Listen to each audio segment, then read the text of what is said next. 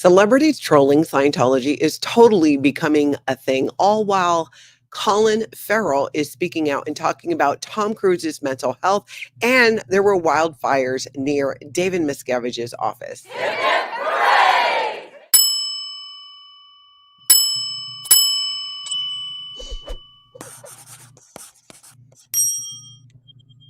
Hey, everybody, welcome. Thank you so much for being here. It's really good to be here, see everybody in the chat. Thank you to the members for being here, and a huge thank you to the moderators as well. As we get into it, I've missed you. It's been a couple days. It's been a hot minute. I survived my birthday. We will talk more about that later because we have more interesting Scientology celebrity trolling to get to and other protest news. Thank you so much, Cooler by the Lake, for gifting. Oh, wait, no, for being a member for 5 months. Thank you. I love that too. Cooler by the Lake. I love that. Thank you. And thank you for the birthday wishes as well. Oh my gosh, I put my phone on Do Not Disturb. How does this happen? Let's turn it down. Okay, everybody, you guys ready to get into it? If you have questions along the way, put question in all caps, have your question follow. We'll get to as many of them as we can. Thank you again for all the birthday wishes. I'm so excited to be here with you guys. It was something, I'll be honest. So yesterday was my birthday. I turned 54. And the day before that was my really hard day. If you're new to my channel, I lost my partner about 2.5 months ago now. And I knew that my birthday would be difficult. It's my first birthday without him. It was the day before. The day before just wrecked me. I was wrecked, except by the help of modern medicine. Yes, that is right. Listen up, Scientology. Those psychiatric drugs help me through. Definitely. So, and then on my actual birthday, it was actually pretty good. I spent a lot of time with family and it was amazing. My sister and brother-in-law forced me to go out to lunch. I love that my family, because when they ask me like, what do you want to do? Or I'm just having trouble with decisions these days on things like that. And they just like, we're showing up and this is what we're doing, which was perfect. It was so great to do it that way. And I had a great day and got to spend time, like I said, with my family. And I love that, just working on ways to create some new, different ways of celebrating, a new way of doing things, all the routines, all of the things. So thank you guys so much for being here for it as well.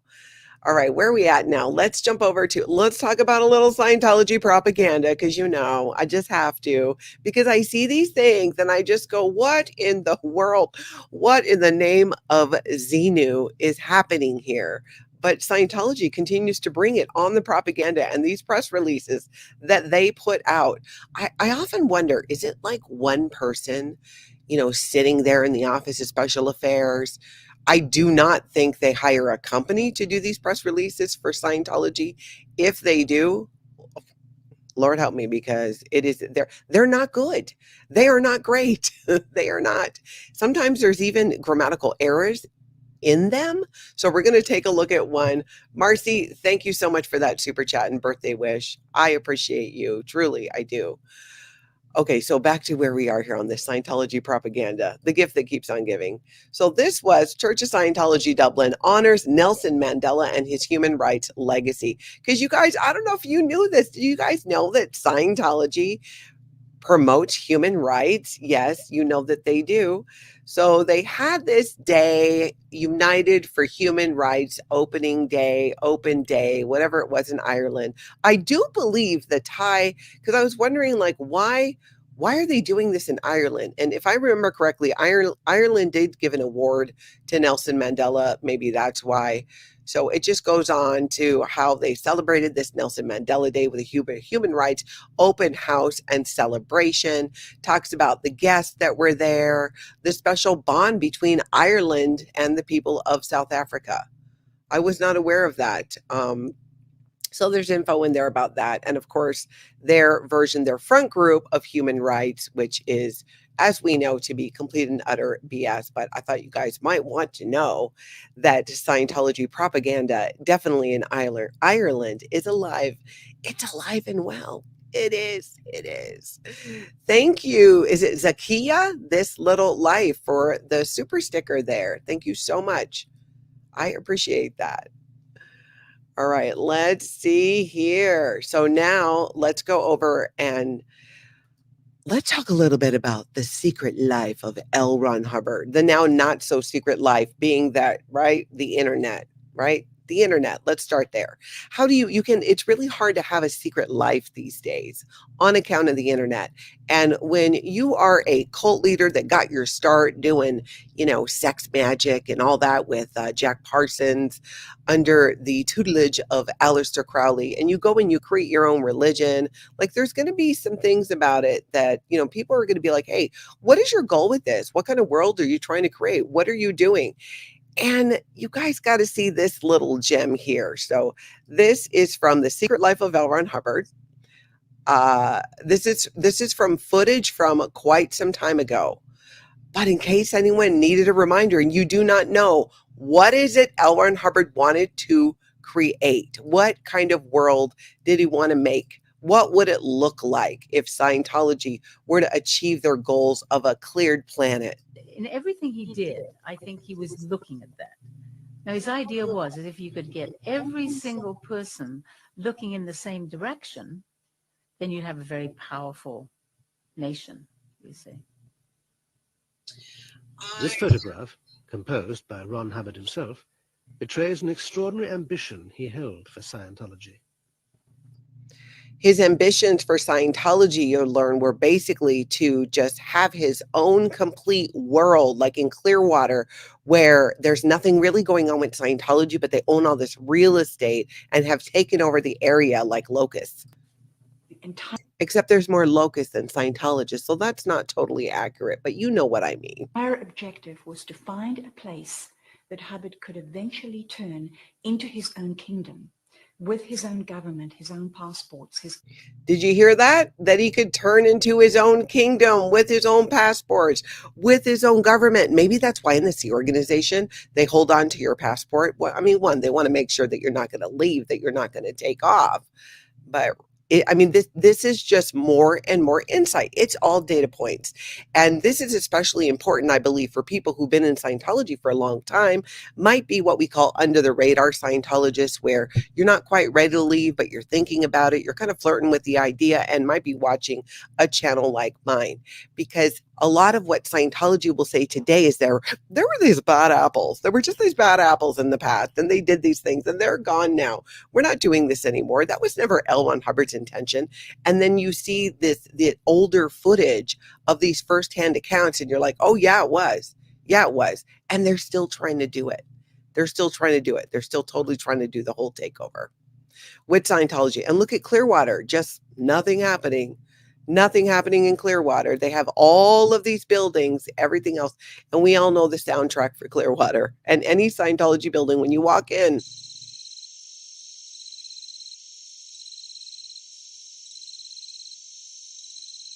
yeah, that's how it is. It's in fact, that might be an actual recording from the inside of a Scientology building. Because that is what's happening. Nothing. It's just crickets. It's just crickets.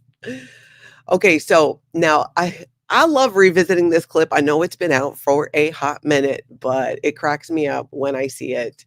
And I like to send it to one of my kids in particular. Check this out. This is Neil deGrasse Tyson on Scientology, aliens, and religion, and classifying Scientology as a religion. I was once quoted after, I think, the Scientology documentary came out on HBO and everybody was talking about it. Clear. At least I think that was it. Yeah, and there was a lot of chat about it for a couple of weeks. And one of the news outlets, I forgot who, called me up and said, do I think Scientology should be a religion, classified as a religion, as an authentic religion? And you can ask, well, why are they calling me? Why? Well, because in Scientology, they're aliens and they're space beings that You're not supposed to give up this information. Oh, sorry. No. So that's how I got brought into this conversation, because of the sectors of Scientology that involve space beings. Okay. So my answer was, we live in a country that protects the free expression of faith-based systems, provided they don't subtract from the rights of others. And so, you know what the headline was? Tyson defends Scientology. Of course. That's how you get clicks. I don't know if That was funny. I remember back when that happened, and it really, it does go to show. But here's the interesting thing that is coming about with Scientology right now and celebrities trolling Scientology. And we're going to take a look upcoming of a few clips about that. It is really becoming a thing. It's really, the tide is turning when it comes to, I mean, yes, you might be saying like, Natalie, people have always known Scientology is a cult. This is nothing new to a degree. But what's really changing is what used to be a fear, or you might think, ooh, I don't know if I want to expose Scientology because I've heard of their harassment and all of that. That is becoming such less and less a thing because, number one, let's be honest, Scientology does not have the manpower to, chase everybody down and keep track of them. They don't care.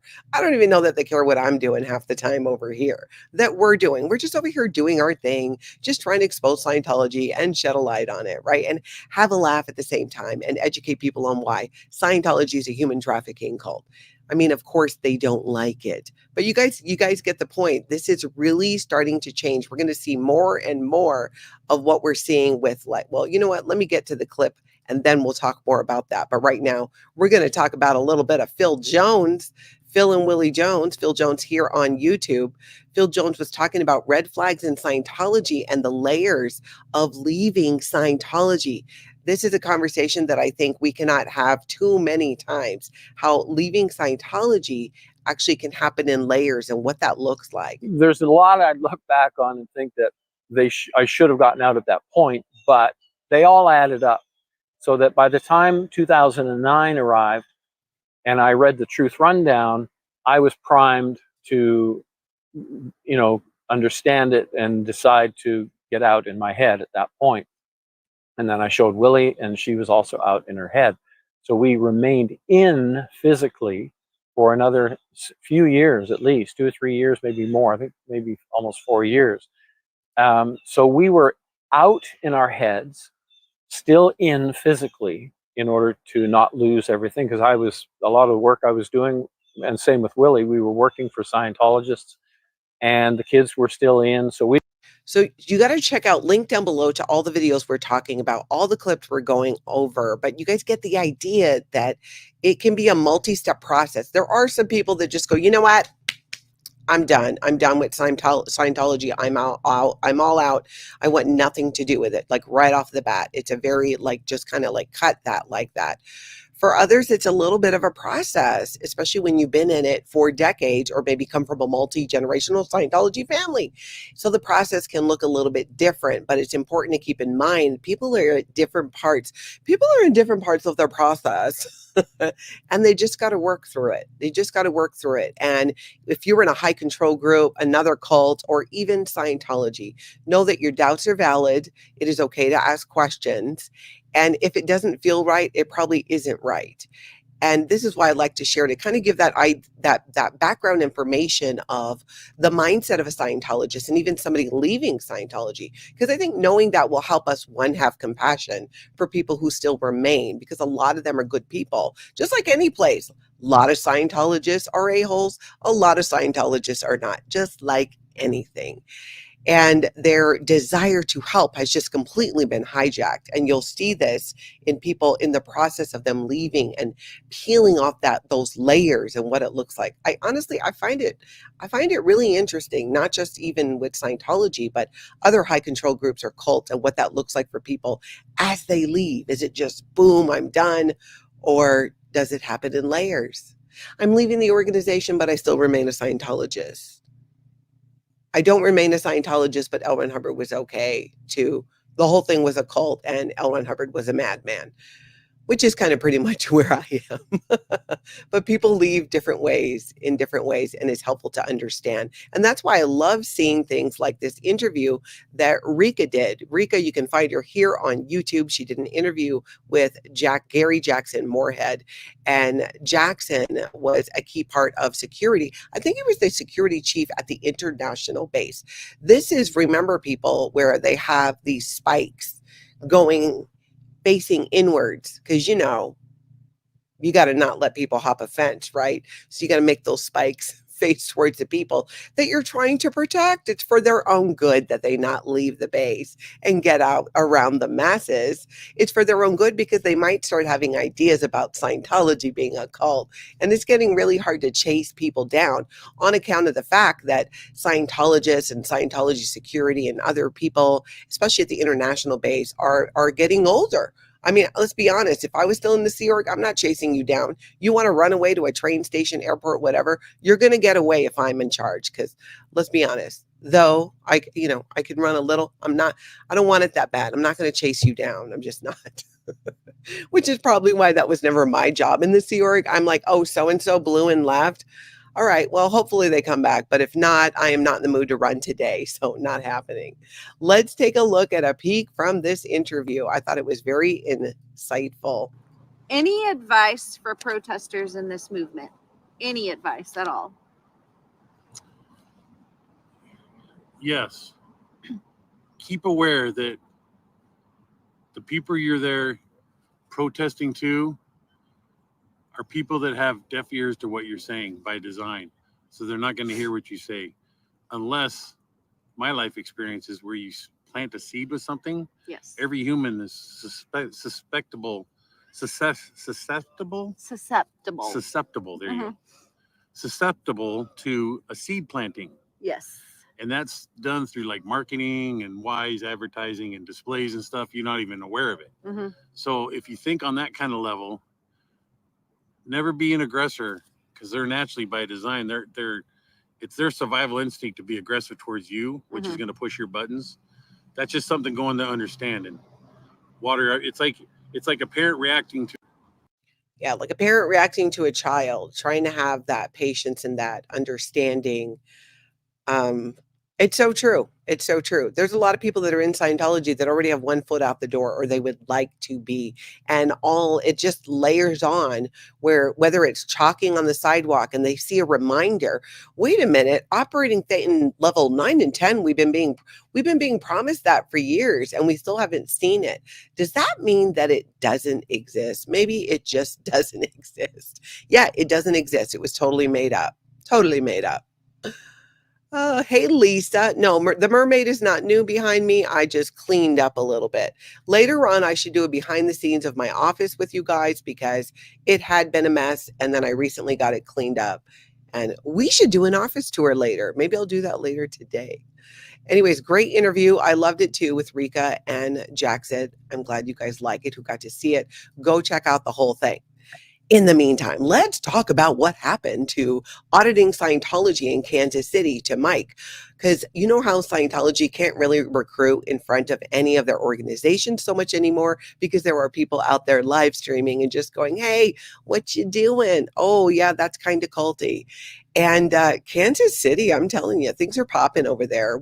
I was there a couple weeks ago, and that's where we met Not Jerry, the Scientologist who became very offended. I think that I got his name wrong, or it could be because I was telling them about how I left Scientology after 35 years with 3 generations of my family, and he should Google Scientology and find out more about it. He told me to go F myself. You guys might have caught it. Oh, I should go back and clip that. I got to remember that. Anywho, in Kansas City, they're going out to other markets and other things because they're like, oh, we can no longer recruit in front of Scientology. Whatever shall we do? I know. Let's go to a market. Let's get a booth. Let's sell some Dianetics books. Let's bring out that e-meter. Because nothing says cult like going to a market and doing those things to recruit for your cult. And they were there. But people, it got intense. It got intense. If you guys have been watching Mike's Scientology Audit in Kansas City, I mean, he kind of, he lays back and he does his recording and he gives his commentary and he'll share with us like the promotional items for Scientology that he collected at any of these events. Well, things went down. Things went down and Mike was there and he held his ground. Let's take a look at what happened at this booth that Scientology had in Kansas City when Auditing Scientology showed up and started to just shine the light. Yes, I do. You need your name for the complaint. Huh? Your sign's derogatory, unfortunately. Sorry, sir. Yeah, you're not the arbiter of what's derogatory or not and what's permissible. It's derogatory to them, so I'm sorry. Derogatory to them, it's derogatory. You have every right. So call the police. What is with all the golf carts? What is happening? They're like surrounding him. Is that that's the fire department? You're blocking the road. IPD's en route to escort you off property. Okay, very good. And it's not your property, it's public property. You don't have control of the public access to this property. Well, the chamber actually owns this whole property. No. Oh, they did not. They did not. Did they just pull the chamber owns the property? The chamber owns the land. The Chamber of Commerce. No, you do not. Maybe you own a building, but a public sidewalk and a public street you do not own just because you are the Chamber of Commerce. And Mike tries to explain this to these people who, again, were gaslit by Scientology. So don't get it twisted. It was Scientology that went to them and went, oh, that sign is offensive to us. We're really offended here because, I don't know why people think we're a cult. We just want you to disconnect from your families and give us all our money. Well, Mike wasn't having it. Oh, and here's Mike now auditing Scientology Kansas City. At least all the golf carts blocked the street for a time. That's true. So then nobody could come in there, right? Well, it continues on here, the standoff. And here to the left, you can see the Scientologists in their red shirts there, handing out their Dianetics propaganda. Show me the permit. Show me the, no, bring it here. Permit. No problem. Bring it here and show me that you can control my First Amendment rights on the public streets. Where's your permit at? I don't need. Ignorant, where's your permit at? Well, you don't need a permit to peacefully protest here, far as I know, unless I am missing something. Oh my goodness. Can you guys believe like this is happening here? And this is an example of, Scientology going behind the scenes and going blah, blah, blah, blah, blah. And I'm sure they said a whole bunch of things about Mike that are not true that put these people on alert. It's like, do you not realize you were being gaslit by Scientology? Do you know what Scientology is? That's right, Joe. That guy has no clue. So we're going to let's operate off of the assumption here that they just have no clue. And they believe whatever Scientology told them, right? That's why they're going and they're doing this. Well, there's definitely a need here to be educated. So if they are with the Chamber of Commerce, if this is a Chamber of Commerce event in Kansas City, somebody should be able to contact the Chamber of Commerce and maybe request a meeting to share some information and just ask some questions about why is Scientology allowed to be doing this? Why are you supporting Scientology and trying to stop somebody's First Amendment right here? I don't know. Call me crazy, but are you guys why are you supporting a cult like this? Do you understand? We're going to assume you don't know. Let's just assume you don't know and go about it and approach it from, hold on. Mike is saying this was in Independence, not Kansas City. Thank you, Mike. Is Independence nearby? I'm assuming. Let's see. Anna says security dude is not happy to accept payment. No questions asked. Exactly. Just pay and do your thing. Yep. Head straight down in the sand. Books no longer make booms. Exactly. And let's be honest, no matter what they're doing to protect Scientology at this fair or whatever it was, they still weren't doing anything. It didn't look to me like they had a bunch of people in there and were selling a whole bunch of books or anything like that. Need a permit. For this, No, I do not need a permit. Can I ask you a simple question? Okay, Have you paid for booth space this weekend? What's that got to do with anything? All these people He's asking him, did you pay for booth space this weekend? Well, you know what? Mike doesn't have a booth. He doesn't have a booth. He's walking down the street. These people well, that's fine. Space, you sell their property. It's interesting. Link down below so you can see the whole thing. You can see the whole thing because it's just too...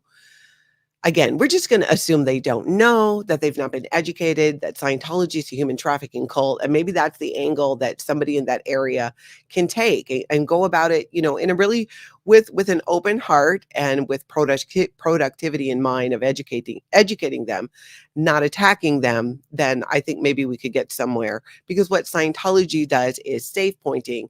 They go to police, they go to chambers, and they position themselves as, oh, we're perfectly fine and safe. Nothing culty here. No, not at all. We have celebrities. Tom Cruise. Have you seen Tom Cruise? We're totally okay. Nothing to see here. Maybe we donate some money to your police things and your stuff like that. Then you just, look the other way. We're not culty at all. No, there's not a good reason why people follow us around live streaming to show the world our cultiness. Nope, nothing. Nope, there's not a reason why we've been being protested actually for decades and decades and decades. No reason for that at all. Okay, now let's look. Oh, Jackson is been making the rounds here and I'm loving it. So Jackson was also on Liz Ferris's channel talking about the fire. Did y'all hear about the fire? Did you hear about the fire? There was or is, I'll be honest, I was kind of off the grid the last day and a half. And I don't know the update on the fire. I know, listen to me, I'm over here reporting the news I don't know what happened. Can you guys tell me? There's a fire right near the international base, the confidential location that anybody with Google Maps can find, except Scientologists, because they are not allowed to look. Anywho, Jackson was on Liz's channel talking about the fire, but not just the fire and its proximity to the gold base as it's referred to, but how and why the fire probably will not touch the gold base because of the actions that the Sea Org members take to protect it from having something like that happen. Let's just pop into a little bit of this convo. I mean, if anybody knows anything about Southern California wildland firefighters, the big thing is creating a defensible space between your structure and the fuel that lays around your structure or your home, such as the trees and the grass is growing. It's a big push to reduce the height and thickness of it, so you don't fuel any potential fires. And while it also maintain beautification of your property, so you don't want to reduce it down to plain dirt. That doesn't make anybody happy. I mean, if anybody knows anything about Southern California wild. Anyways, it's an interesting conversation about this, especially from the point of view of one, somebody who has a family member there, being Liz's dad, and secondly, from Jackson, who worked in security at the base and knew what they would do in this situation. So I think it's really interesting. I'm loving your suggestions about reaching out to the Independence Chamber of Commerce. My 2 cents on it. I mean, you know me, you do you, boo, but do it. You approach it from a place of genuinely wanting to educate and not attack them. Because if you go and you attack them like, why did you do this? Don't you know? Blah, blah, blah. Their minds and their hearts are not going to be as open to receiving that information. And they are a chamber of commerce, so maybe it can be handled in a professional way. I don't know. Just a thought, just an idea. But I definitely think people should do that anywhere that you see Scientology popping up. Because if they have a booth somewhere, that means these events are planned ahead of time. And I don't know, maybe somebody gets a booth at one of these things when they're there. There has to be a way to know. Interesting that it's in Independence. I need to look at that on a map now. Okay, celebrations to be had. It was not just my birthday, you guys. Jeff and his wife, Andrea, PTS for Life, were celebrating 1 year with their YouTube channel. Visit to the Seattle org, which was fun. You guys can see that on my channel. It's probably the most viewed video on my channel, actually. It's the first one that cracked over 10,000 views. And it was just me with a sneaky GoPro, just having conversations, and very eye-opening conversations about the state of Scientology right now. That's true. He's done, if you watch Jeff's channel, PTS for Life, he's been protesting in Vancouver, Seattle, Portland, and other places in Canada as well. Congratulations, Jeff and Andrea, on 1 year here on YouTube. Yay, yay, yay. I was so excited to see that and catch that. So we just I don't know, we need some celebratory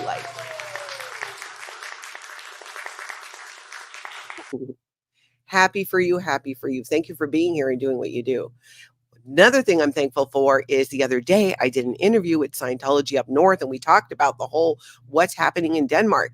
We've got the biggest newspaper in Denmark doing stories about Scientology.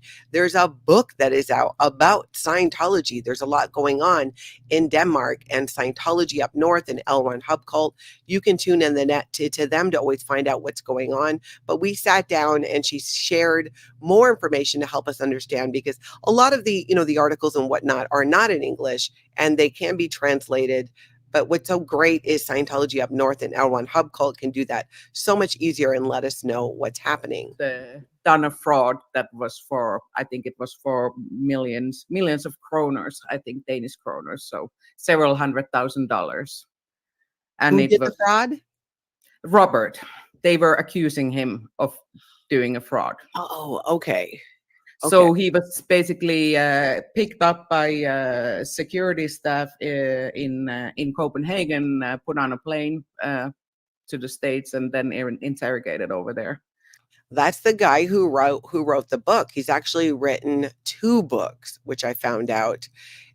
I love the chat. She really filled in a lot of the blanks. Link down below to the full interview. Go ahead and watch it when you have a chance, and be sure to subscribe to their channel so that you can kind of stay on top of what's happening over there, because there is quite a bit happening and it is exciting. It's very exciting. Hey, Caroline. Natalie's wearing a sweater and I have my AC cranking. Girl, I had the windows open all night. It got a little chilly. I have a t-shirt on under here. I figure at some point it would come off because I would get cooler, but you know how it is. Well, maybe you don't. I just know it's hot, cold, hot, cold.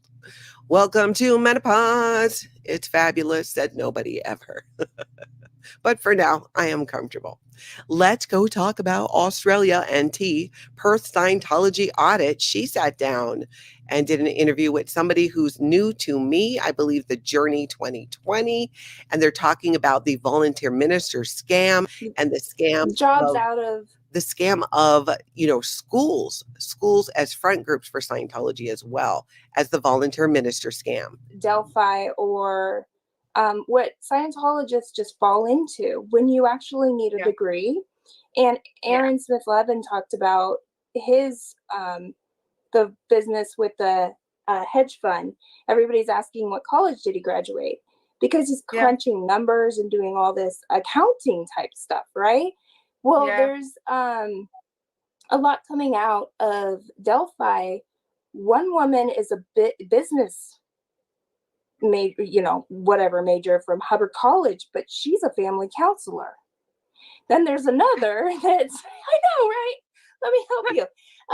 They're not, they're breaking down the whole how Scientology has these schools that uses L. Ron Hubbard study technology. But they're not here in the United States anyways, where you have mandatory reporting when you are a licensed, school. They don't have that in Scientology. So when abuse or things like that are happening, they don't report it. They don't have to report it. Plus the teachings of Scientology are, L. Ron Hubbard says you can't report a Scientologist to the police. So great interview. Check it out. Link down below to the whole thing. There was a lot of people doing a lot of great stuff lately, sharing information, sharing these stories. I really love this one. Jenna and Aaron did a video, Growing Up in Scientology, and Jenna Miscavige on busy work in Scientology in the Sea Org. And this really resonated with me as well. There's so few Scientologists to deliver to. Scientology staff members must be sitting around with nothing to do. But the fact that there are so few Scientologists in the world, it is also why there's so few staff members in each one of these Scientology orgs to accomplish what are supposed to be the functions of that organization. Right. Yeah. But it would also be considered like an emergency to all staff members and Scientologists if there aren't a lot of Scientology public. Right. And so it would just mean that each individual person has more work. Right.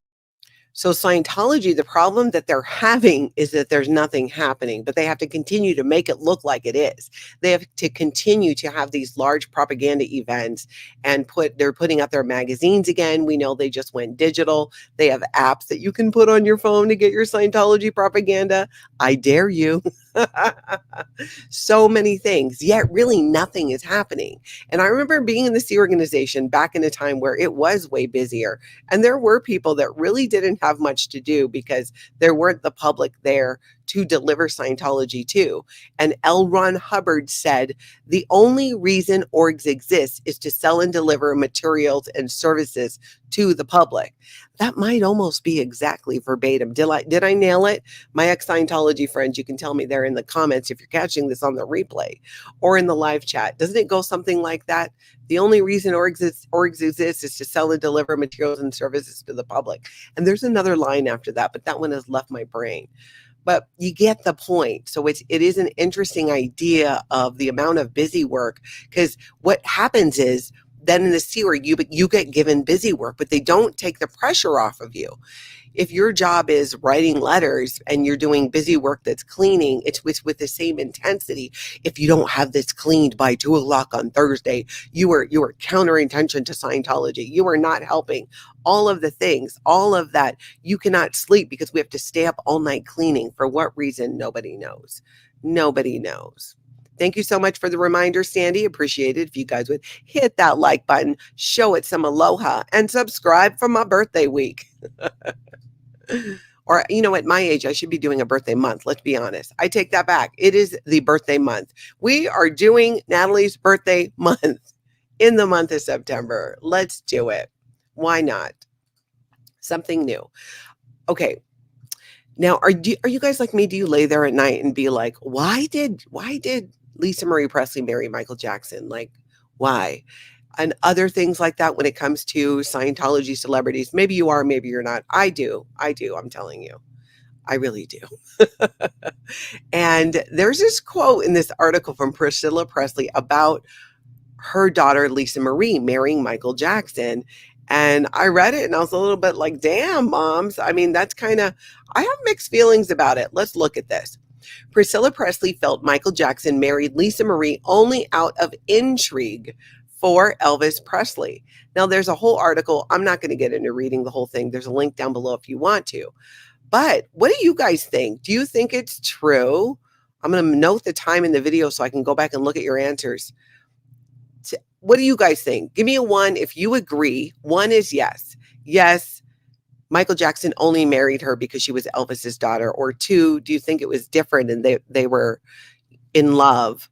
I think it might have been different for both of them. I mean, you can't tell me it doesn't play into the equation. Michael Jackson was an Elvis Presley fan, and that would be kind of cool. The other thing is, don't forget, too, that Michael Jackson, Lisa Marie talked about one of the reasons their marriage fell apart was he was putting a lot of pressure on her to have a baby, to have a child.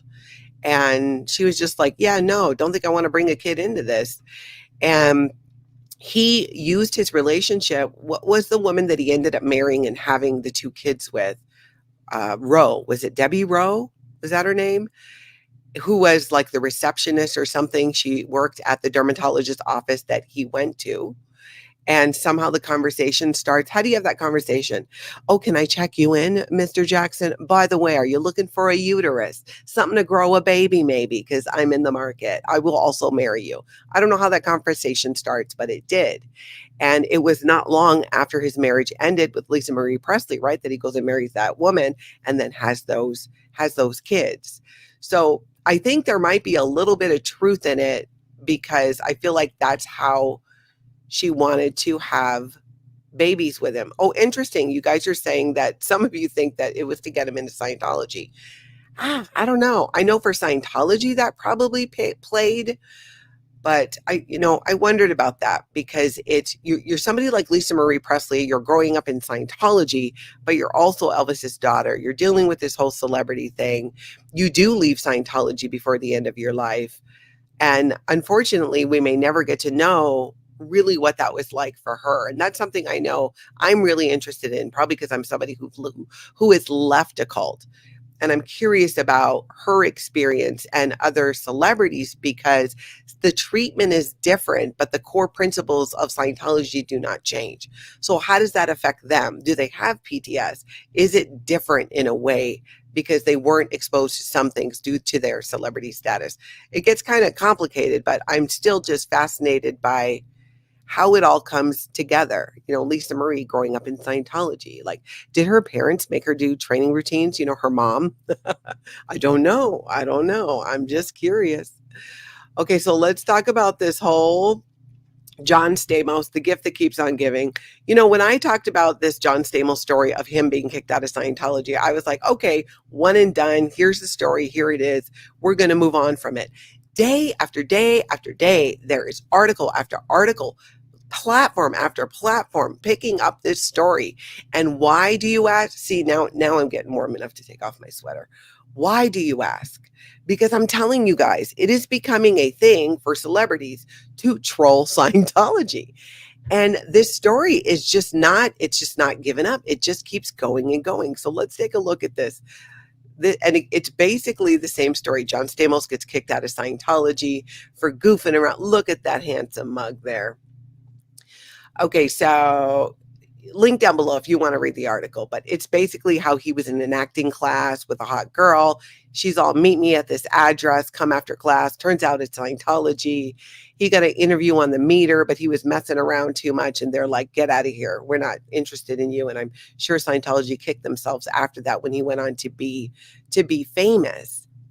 But the fact that it's in his book and that is one of the main things that the media and different platforms across social media are picking up on, the Scientology part of it, I find fascinating, and it makes me super happy because people might not know about Scientology and why it's a human trafficking cult, but find out through this John Stamos story and go, wait a minute, let me go on the YouTube and check this out. Maybe they go, who is this woman, Natalie, in this life after a cult that she speaks of, and find out more about it, and maybe even join us and many of us who are working on reaching out to our elected officials through sptv.space. Go to the resources tab and find the sample letter. You can find your elected officials and who you email your responses to, because they are all being tracked on sptv.space. So the more people come for the entertainment, by all means, but stay for the education and the advocacy work you can do to help spread the word about Scientology being a human trafficking cult. Yes, they are.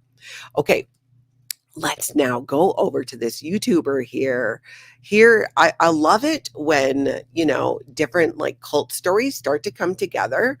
But I need to do a deeper dive on this one. We're going to look at the clip. And if you guys know more about this, please fill me in. Are there really like Mormon Scientologists? Is this a thing? I mean, in Scientology, as an ex-Scientologist, you cannot practice Mormonism and be a Scientologist, not once you get to a certain level. In the beginning, it's all, you can practice any religion you would like. Absolutely. No, we are non-denominational. Yeah, no. That basically means we accept all credit cards, except Amex, because they took away that privilege because we committed so much financial fraud. True story, bro. True story. Okay, so let's take a look at this clip and let's talk about it. Let's dissect it. Let's get into, I have feelings about this. Final twist. The cult that I believe Balance of Nature is most closely associated with is actually Scientology. Yes, Scientology, the Thetan, Tom Cruise, anti-psychiatry, all hail Xenu, L. Ron Hubbard, LA-based science fiction scam cult itself. And let me tell you, the evidence for their connection to Scientology is even stronger than the FLDS stuff. My first time noticing this connection was when I found a Reddit post from about a year ago where an employee of Balance of Nature posted this on r/mildly infuriating.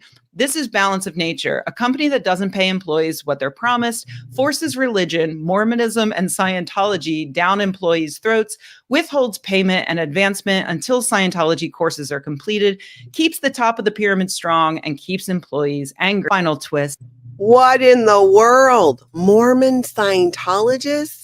Like, what is happening? Now, I get bringing those two things together in a business situation. Here's what here's what I think happened without knowing a ton about it. But if you guys know more about that story, Natalie at Life After a Cult, email, help your girl out. And thank you, by the way, for everybody that does email me clips and timestamps and articles. It does make my job easier.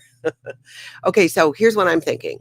I'm thinking that maybe this company had people who were Mormon, And you know how Scientology has their front group, their World Institute of Scientology Enterprises, where they come in and usually they go after dentists and chiropractors, and they show you their L. Ron Hubbard business technology to use.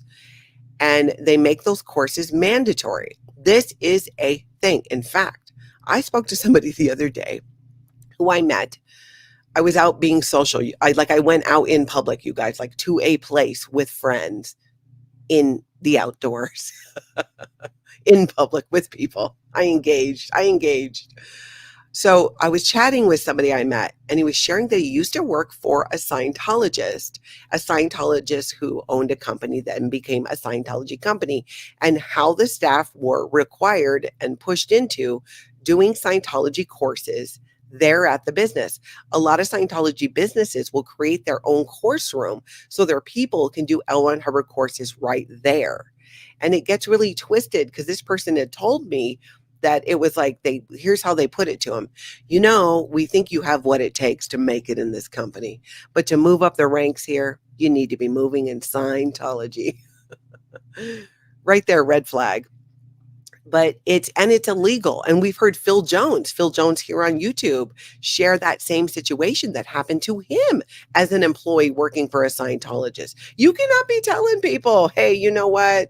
Oh, if you're not doing Scientology, you can't work for us. I mean, what is up with that? What is up with that? You would think that at some point, even Scientology would be like, hey, tone it down on the rhetoric in the workplace, because you guys are getting us in trouble. But it is a thing. It's totally a thing. It is so a thing. Let's talk about another thing. And again, along the lines of celebrities trolling Scientology, Colin Farrell is just going at Tom Cruise. And I mean, honestly, he's probably doing it in a very calm, chill, laid back Colin Farrell style, just super chill. But in my mind, he is like going after Tom Cruise. And he's talking about his mental health. And I don't know, should we be talking about Tom Cruise's mental health? That seems so personal. Yes, we should, and we are. We're going to get into it right now. Hey, Aaron, good morning. Thank you so much for popping in here. We're just about to talk about Colin Farrell, talking about Tom Cruise, and how much I'm here for this. Colin Farrell makes bold Tom Cruise mental illness claim, opening up about on-set incident. So these two work together, as you guys know, right? And you're probably wondering, like, what could have possibly happened? Like, what makes him think that Tom Cruise has some mental health issues? Let's get into it. This is serious, so I feel like we need serious background music here. Hold on, let's do something newsy while we read this. Let's see here. While many marvel at Tom Cruise's death-defying stunts, some aren't as impressed. The actor is known for being his own stuntman, especially on the set of Mission Impossible movies. He's clung to the side of airplanes, jumped across rooftop buildings, climbed up buildings, and even rode a motorcycle off a cliff, with the worst injury he's ever received being a broken ankle. Okay, first off, that's because Tom Cruise is not a potential trouble source, because he takes care of himself. He self-cares in the way of L. Ron Hubbard, and he finds those suppressive people and he confronts and he shatters. Tom Cruise did the thing at the Olympics, blah, blah, blah, blah, blah. Here we go. Here's the good part. I remember him walking on the set and screaming, "Are we making an action movie? Then why don't I hear action?" When asked about Cruise's stunts, his answer hinted that Farrell wouldn't be hanging off the side of an airplane anytime soon. He said, "Did you see the stunts he did on Mission Impossible, where he's holding onto the side of the plane? I mean, that's mental illness. That's not bravery. I mean, that's mad."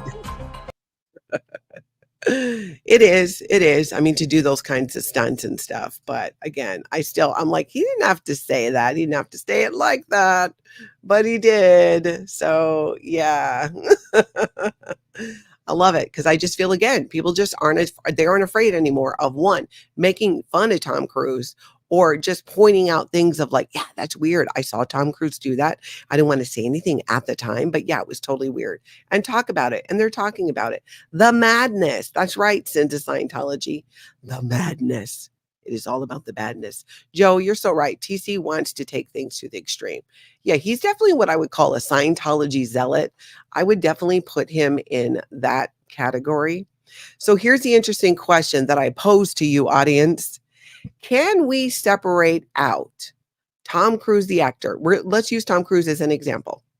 Tom Cruise, the actor, versus Tom Cruise, the Scientologist. And this is a question that was posed by Mike Rowe. It's something that he was talking about on his YouTube channel / podcast. Let's take a little bit of a peek at this and discuss. People who cannot distinguish art from reality. It's like, oh, I don't agree with that actor's politics, therefore I hate him, and I won't see one of his movies. It's like, really? I mean, it's like, right. I just don't like that. I mean, art is art. So you're either good at your art or you're not good at your art. And if you're good at your art, I want to see you doing your art. Now that's from the point of view of the artist, and that makes perfect sense. But I'm wrestling more with the point of view of the viewer. Are you able to separate the man's talent from his religious beliefs or not? And isn't it interesting how so many Americans today have absolutely no problem at all ignoring all the straight up crazy pants stuff that's happened in Scientology and elevating Tom because his talent is certainly worthy and deserving of it. People who cannot So it's an interesting idea. And I think that I've struggled with this one, I'll be honest, because on one hand, I'm like, well, I think you should be able to separate it. But on another hand, I have a hard time doing that with Tom Cruise. I can do it. I've done it with other Scientology celebrities or celebrities who've left Scientology.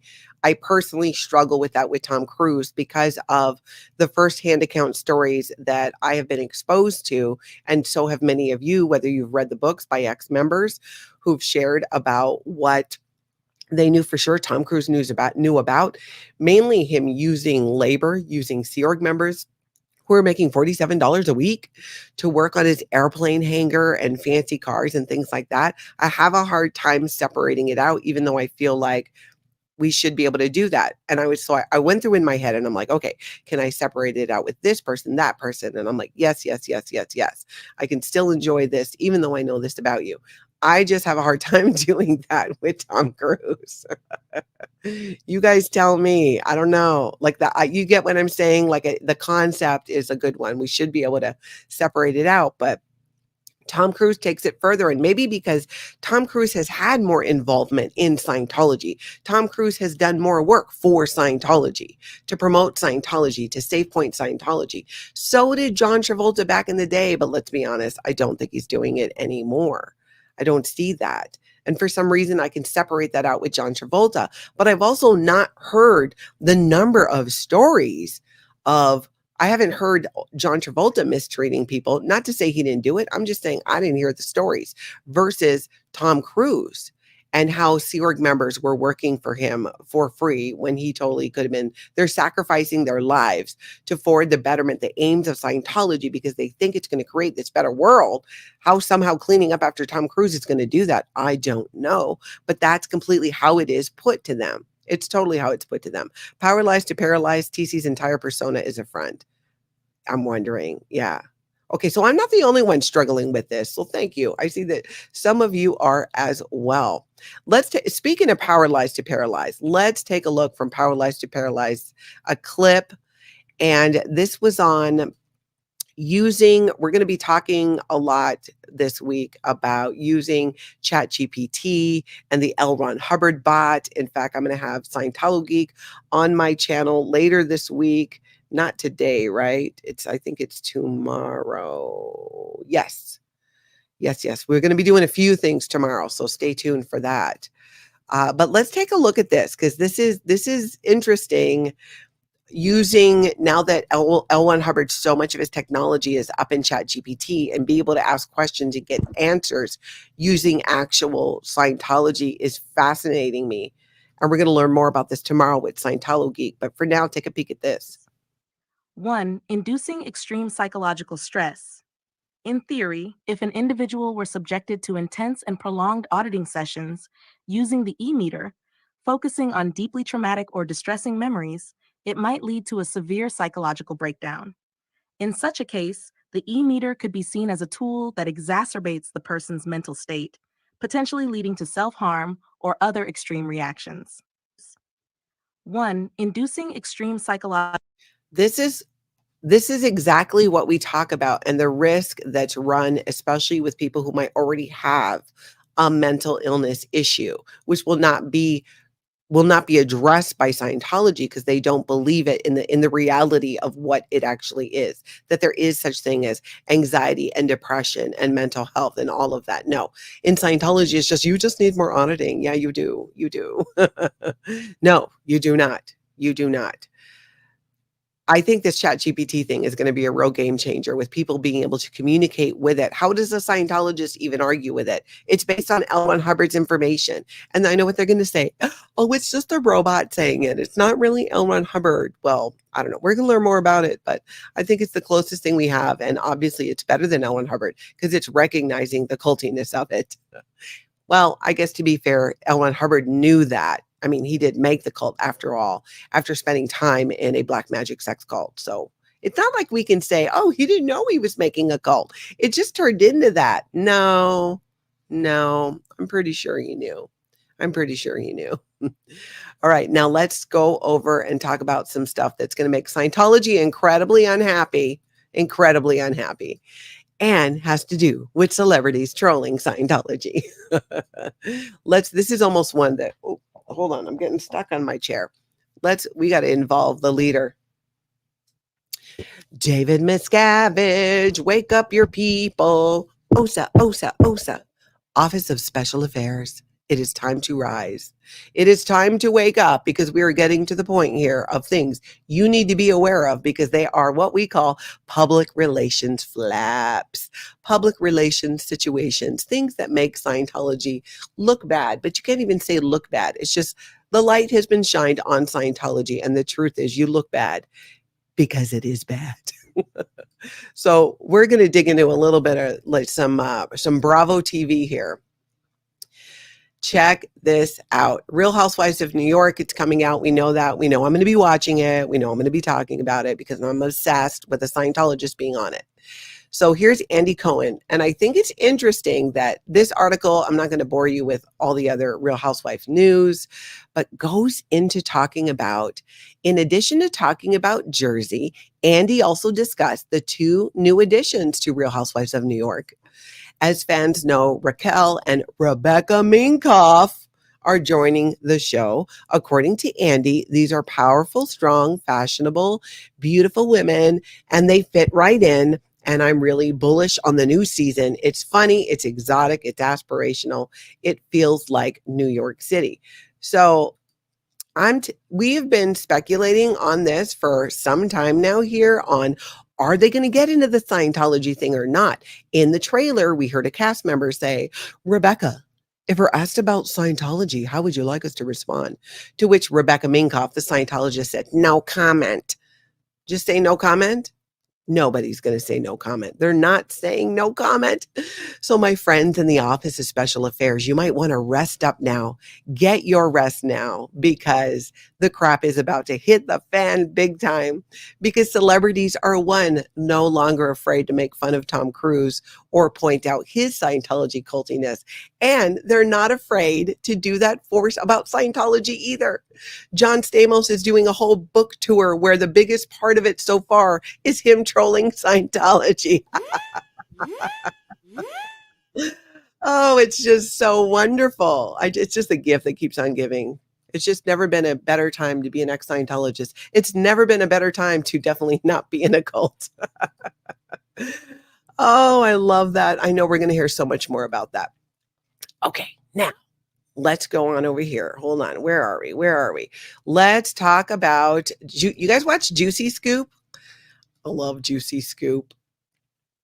So Heather McDonald had a guest on who had written a story about Scientology, and they were talking actually about Real Housewives news. But after she did the interview, Heather McDonald went back and put in a little blurb about this guy and what it has to do with Scientology. And I love it. Let's take a look at this. And this again is on Juicy Scoop. Yes. Wait, I want to insert this little story post recording because after Jacques left, I'm so bummed that I forgot to have him talk about when he wrote a story for the Daily Mail about Rebecca Minkoff, who's a famous designer, but she's also a Scientologist. She has photos with Danny Masterson. Second generation Scientologist, by the way, whose family has given millions of dollars to Scientology. And her father, Dr. David Minkoff, was involved in the deaths that we know of 2 Scientologists. Who, went to prison for rape and was on TV shows with Ashton Kutcher and all of that. Now, we know the history of Scientologists as far as what we've heard, that sometimes they get angry if you talk about them, they follow you, they can do things. Well, that is what happened to Jacques after he wrote a story about Rebecca Minkoff's father, who was implicated in he is a doctor and he was implicated in a death of a Scientologist. 2, actually. There's been 2 now. And after he wrote this article, which you can Google and find, that Jacques wrote, then he said the bots came after him. He had to change his Twitter account. They really had a harassment going, in his opinion, coming from Scientologists for sharing the story. Now, she is not in this poster. I don't know if she just didn't bring it, or maybe she realized after this article, this is probably not the greatest platform for me to be on. And she's talking about Rebecca Minkoff not being in the poster for the Real Housewives of New York. That I am a Scientologist, and there's this history that happened with my father who, it was like 20, 30 years ago, but it did happen. And it happened. The second one happened just 2 years ago. I don't want it brought up on the show. It's already been brought up in the Daily Mail, but it was kind of scary and awful for him as a reporter. And I just wanted to share that little bit. So, okay. Very interesting. And then the interview with him, I put a link down below so you can see the whole thing there. But I love it. Heather McDonald talks a good amount about Scientology, and I love it so much. I love it. I really do. And yes, RSM, go fondle that like button. You know you want to. Okay, so where are we at? Oh my goodness. Oh, I just love when cult worlds collide. So Mile Higher here on YouTube was doing this video about Hillsong Exposed, which is this place that, kind of sounds like it is a cult, like a mega church, and there's a college and there's all this stuff around it. And they're talking about it. But of course, the conversation turns to Scientology, which I love that Scientology is the yardstick for what is or is not a cult. Well, in the world of cults, how does this range on the Scientology scale in terms of being culty from 1 to 10? I feel like that is pretty much what it is without people coming right out and saying it. But let's give this a little listen. Cult characteristics, because I think it can be very difficult to define something as a cult. Because if you look at cult characteristics, I think 2 of the, obviously there's exploitation here, there's control, there's manipulation, but is there isolation going on? Are they isolating members? Are they preventing members from leaving? That's a good point. Yeah. Taking them away from their families. And also people are willingly showing up to Hillsong events and supporting them with their dollars. They're not forcing people to do this. But at the same time, a lot of cults aren't forcing you to be there, not allowing you to leave, but the way they have it set up with the guilt and you've already invested so much is in a. Now, I would like to say for the record here, though, Scientology will physically try to stop you from leaving. I myself was held in a security office when I was in the Sea Organ wanting to leave and had to have somebody with me 24/7. They call it security watch. In a lot of ways, you feel like you can't leave.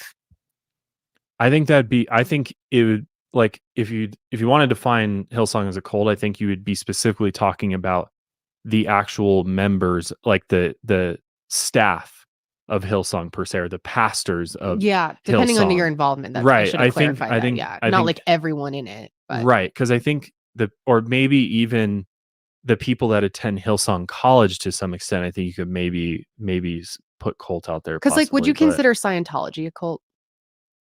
Yeah, but that's very different because they literally they live there. You know what I mean? Yeah, Like it's next people level move there for and that sure. we know about the secret places that they hold But it's people like, and where exactly do you draw the line? Can well, there be I like, don't can it be like a diet cult? That's kind of how I see it. Cult like. Culty. Cult like. It definitely. Cult-like. cult-like is the term I think you would use. Is it's cult-like. So that Hillsong is cult-like, but Scientology is definitely a cult. And I love that it is the yardstick that is being, that other new or things that are now being recognized as cult and high control groups. I feel like we're having this awakening more of becoming more aware of high control groups and manipulation. Whether it's done within your family, whether it's done within an organization, that we're learning more about it and becoming educated as individuals so we can protect our own mental health and maintain our own desire or willingness to do what it is we want to do, what our goals are, and finding tools that help that, but don't then take over. And then your whole life becomes about supporting that tool, that organization, like it's with Scientology, because that's how they get you. That's how they get you. Here's a couple of things that are kind of helpful, that kind of help you out. And you're like, okay. Then they're like, okay, here's a little more. They're like a drug dealer, right? Here, we're just going to give you a little taste. Here's a little free thing. Here's a little more. This course is only $60. I know, a little bit, but yeah, no. It'll be great. There's home study courses you can do, all of that stuff. Oh, it's fine. It's fine, my pretties. Just keep coming back until we, boom, really open your wallet and go at it. Hey, Liz Gail, good morning. Good to see you. All right, where am I at here? Here's the deal, people. Like I said, let's celebrate September. It is a birthday month. I started this out not wanting to celebrate my birthday because it's my first birthday since my Tony died. And I don't know, I had yesterday, which was, what is today? Yesterday was my actual birthday, and just had this epiphany about quite a few things after what was an incredibly hard day. The day before, I was, like I said, a basket case, and only through the help of psychiatric drug Scientology. Did you hear that? I was super upset and practically having a panic attack. And you know what I did, Scientology? I took an Ativan. Yeah. Mind altering. All right. Got me calmed down. I could process my emotions. I could work through that grief more and cry, but not as a hysterical ball on the floor, but at least sitting in a recliner, working my way through half a box of Kleenex. But the point being, I like to bring that up because as somebody who's an ex-Scientologist and is learning to process grief and emotions and feel the things, as horrific as that day was, I think it needed to happen. And also to use those tools for myself and not, have to suffer unnecessarily in ways because the medication helped. And then to be able to process those emotions and then go into my actual birthday yesterday, actually feeling good, feeling like, okay, this is good. Like, I'm fortunate that I get to turn another year. I'm 54. There's 9 months where my Tony and I were always the same age for just 9 months. And, then his birthday was in May and mine in September. So I would be older than him again. And now he hit that birthday. But my point is, I'm so thankful for that and for those tools. I can't imagine going through something like this and still being in Scientology, having no access to medications that could help you so that you can get through it, so you can talk about it in counseling. Just those simple things, even just be able to get therapy and counseling or attend groups that could be helpful. All of the things. Thank you, Liz. I appreciate that. We're celebrating for the month now. It's going to be the whole month. Very busy week here this week at Scientology Life After a Cult. So when you hit like here, when you hit the notification, when you hit your subscribe button, set the notification bell to all. I have got some really fun interviews coming up this week. We are also later this week going to be watching a bit more of some leaked interview footage with a Sea Org member who's been in the Sea Org for a very long time. And we're going to hear her views on some things that, frankly, let's be honest, it's disturbing, but we're going to hear it to help us understand that mindset of a Scientologist right now, what they think is happening out in the world. So lots of good things coming up this week. So keep an eye out for all of that. I appreciate you guys so much for being here, showing up. You keep showing up. I'll keep showing up. I hope y'all get out and have an amazing cult-free day.